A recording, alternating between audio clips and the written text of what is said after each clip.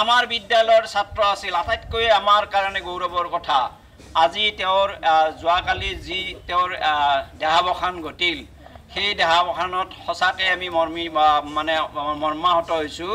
আমি ফোনতো পাইছোঁ আমাৰ দুই এগৰাকী অভিভাৱকো আনকি যোৱা ৰাতি ভাতে খোৱা নাই, মানে ইমান বেছি তেওঁলোক শোকাকুল হৈ পৰিছে।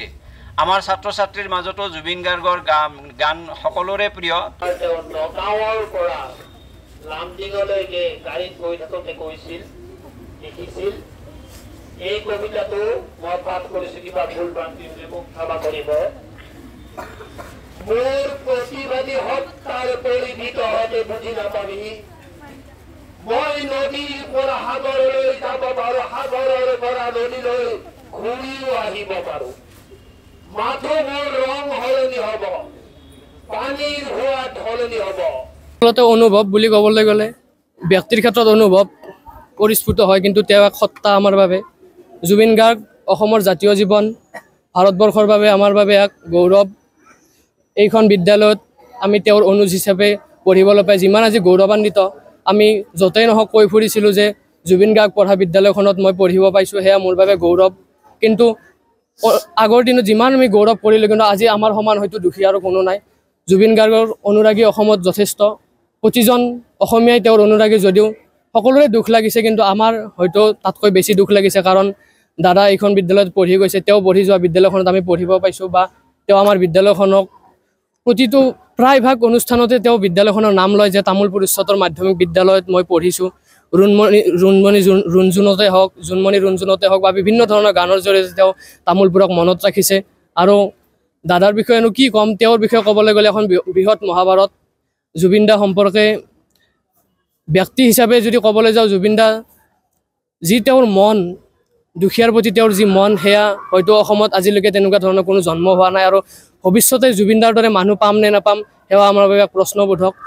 যেতিয়া জ্যোতিপ্ৰসাদ আগৰৱালাৰ মৃত্যু হৈছিল, মানুহে ভাবিছিল যে বিষ্ণুপ্ৰসাদ ৰাভা আছে, আজি অসমখনক কিবা এটা কৰিব সাংগীতিক জগতখনত। বিষ্ণুপ্ৰসাদ ৰাভাৰ মৃত্যু হ'ল, ভূপেন হাজৰিকাৰ সৃষ্টি হ'ল। ভূপেন হাজৰিকাৰ মৃত্যু হ'ল, তেতিয়া আমি সান্তনা লৈছিলোঁ যে জুবিন দাই অসমৰ সাংস্কৃতিক জগতখনক ধৰি ৰাখিব, সংস্কৃতিৰ নাঙলখনৰ মুঠি ধৰিব। কিন্তু আজি জুবিন দা আমাৰ মাজৰ পৰা গুচি গ'ল।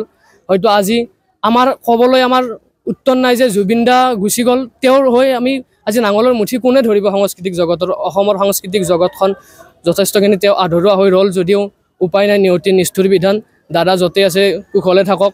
গৰিমা বৌলৈ আমি সমবেদনা জনাইছোঁ, তেওঁ জীয়াই থাকিবলৈ ভগৱান তথা নেদেখাজনে শক্তি দিয়ক। আৰু দাদা য'তে আছে কুশলে থাকক, এয়া আমাৰ তেওঁৰ অনুজ হিচাপে তেওঁলৈ আমাৰ কাতৰ আহ্বান। আৰু কৃষ্ণ। আমি ৰাতিপুৱা যেতিয়া আমি সমবেত হৈছোঁ, যোৱাকালিও আমি এটা অনুষ্ঠান কৰিছিলোঁ। ৰাতিপুৱা আমি যেতিয়া সমবেত হৈছিলোঁ, আমাৰ ছাত্ৰ ছাত্ৰী, শিক্ষক শিক্ষয়িত্ৰী ইমান বেছি শোকাকুল হৈ পৰিছিল। আমি লগে লগে এটা শ্ৰদ্ধাঞ্জলি অনুষ্ঠান ইয়াতে পাতি সকলো ছাত্ৰ ছাত্ৰীকে আমাৰ জুবিন গাৰ্গ, নতুনখিনিক বিশেষকৈ জুবিন গাৰ্গৰ অৰিহণা আমাৰ বিদ্যালয়ত কি, তেওঁ এতিয়া কেতিয়াৰ পৰা ইয়াতে আছিল, এইখন বিদ্যালয়ৰ লগত কেনেভাৱে জড়িত, সেই আটাইবোৰ কথা আমি অৱগত কৰাৰ কাৰণে সকলো ছাত্ৰ ছাত্ৰীকে আমি ইয়াতে সন্মিলিত কৰাইছিলোঁ।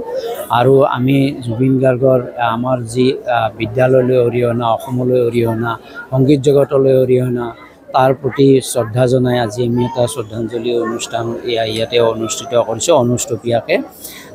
কি ক'ম আৰু আমি যে জুবিন গাৰ্গ যে অসমৰ সকলো মানুহেই মৰ্মাহত, কিন্তু আমি তামোলপুৰবাসী আৰু তামোলপুৰ হায়াৰ ছেকেণ্ডাৰীৰ শিক্ষক শিক্ষয়িত্ৰী ছাত্ৰ ছাত্ৰীসকল বেছিকৈ মৰ্মাহত। এইকাৰণে যে আমাৰ লগত এটা আত্মিক সম্পৰ্ক আছিল, এক ঘনিষ্ঠতা আছিল।